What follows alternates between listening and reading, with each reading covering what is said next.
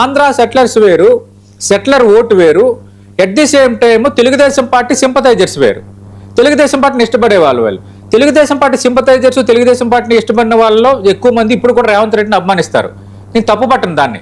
కాంగ్రెస్ కదా, కాంగ్రెస్ తెలుగుదేశం పార్టీని ఎలా అభిమానిస్తుంది అంటే అది ఇండివిజువాలిటీ వేరు. రేవంత్ రెడ్డి తెలుగుదేశం పార్టీ లీడర్గా ఎక్కువగా ఎమర్జ్ అయ్యారు కాబట్టి ఆ పాత సంబంధాలు కొంత రేవంత్ రెడ్డి కొంత చంద్రబాబు నాయుడు అండ్ టీంకి కొంత క్లోజ్గా మూవ్ అయ్యే వ్యక్తి, ఇట్లా రకరకాల ఈక్వేషన్స్ ఉండడము.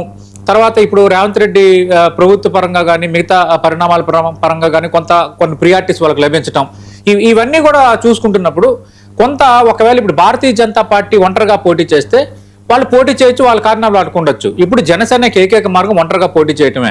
ఎందుకంటే తెలుగుదేశం పార్టీ కలిసి పోటీ చేసిన తెలుగుదేశం పార్టీ ఓటు జనసేనకు షిఫ్ట్ అవ్వదు. బీజేపీ ఒంటరిగా పోటీ చేసినంత మాత్రాన Telugu Desam party vote BJP shift కాదు. గ్రేటర్ హైదరాబాద్ పరిధి వరకు స్పెసిఫిక్గా చూసుకుంటే ఖచ్చితంగా తెలుగుదేశం పార్టీ సానుభూతి ఓటు కాంగ్రెస్కే హోల్డ్ అయ్యే అవకాశాలు ఎక్కువగా ఉన్నాయి.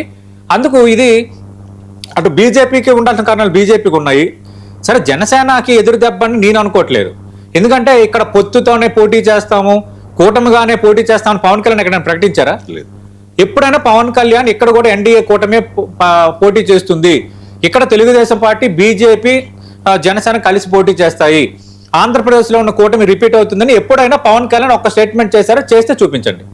లేదా స్టేట్మెంట్ లేదు. మరి పవన్ కళ్యాణ్ కానీ ఒకవేళ సింగిల్ గా పోటీ చేస్తే మాత్రం అంటే ఆ స్థాయిలో గెలిచే స్థాయిలో అంటే ఓటు స్ప్లిట్ అవుతుంది, అంటే గెలుపోటముల మీద ప్రభావం చూపిస్తుంది. కానీ గెలిచే స్థాయిలో ఇక్కడ అంటే ఫ్యాన్స్ అయితే ఉండొచ్చు, ఓటర్స్ ఉంటారా, ఓటేసే వాళ్ళు ఉంటారా? అంటే ఓటేసే వాళ్ళు ఉంటారా ఉండరా అనేది పక్కన పెడితే గతంలో ఫలితాలు మనకి సూచించాయి కదా. 8 చోట్ల పోటీ చేస్తే 8 చోట్ల డిపాజిట్ పోయింది. అందుకంటే బెస్ట్ గా స్టేక్ వస్తుందని మనం అనుకోలేము.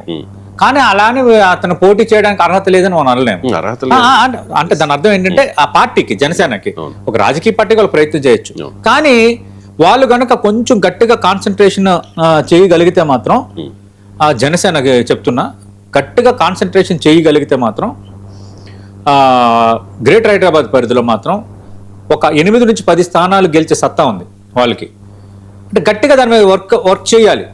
లేదు ఏదో అభ్యర్థులు పెట్టాము ఇంకా వదిలేద్దాము. ఇప్పుడు కూకట్పల్లి వ్యవహారం చూసాం. కూకట్పల్లి ప్రేమ్ కుమార్ అనే అభ్యర్థి పోటీ చేశాడు. దాదాపు గెలుస్తాడా లేదంటే రెండో ప్లేస్ అని పక్షాలు అక్కడ పోటీ చేసిన సిట్టింగ్ ఎమ్మెల్యే బట్టి అందరూ కొంత భయపడిన వాతావరణం క్రియేట్ అయింది.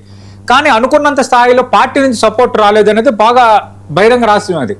ఎందుకంటే అటు పవన్ కళ్యాణ్ అభిమానులు కానీ కొంత పవన్ కళ్యాణ్ సామాజిక వర్గం కానీ కొంత బలంగా ఒకరొకరు చేసి కొంత మూవ్మెంట్ అయ్యారు.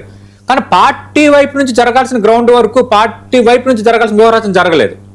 మరి ఎందుకు జరగలేదు అర్థం కాలేదు. అయినప్పుడు కూడా ఆయన 50,000కి పైగా ఓట్లు తెచ్చుకొని కొంత స్టేక్ని ప్రదర్శించాడు.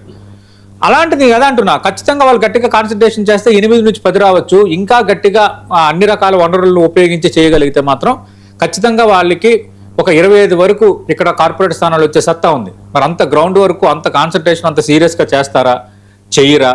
భారతీయ జనతా పార్టీ కూడా మళ్ళీ పోటీలో ఉంటే మీరు పోటీ చేయడం వల్ల మాకు నష్టం కలుగుతుందంటే ఒక అమిత్ షానో ఒక మోడీనో ఎవరో వద్దు మీరు కొంచెం వెనక తగ్గండి అంటే మరి జనసేన వెనక తగ్గుతారా? ఈ ఈక్వేషన్స్ అన్ని రేపు పొద్దున సమాధానం అయితే దొరకబోతుంది.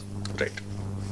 ఇక వైఎస్ఆర్ కాంగ్రెస్ పార్టీ అధికారంలో ఉండగా మహిళల రక్షణ కోసం అంటూ తీసుకొచ్చిన ఈ దిశ చట్టాన్ని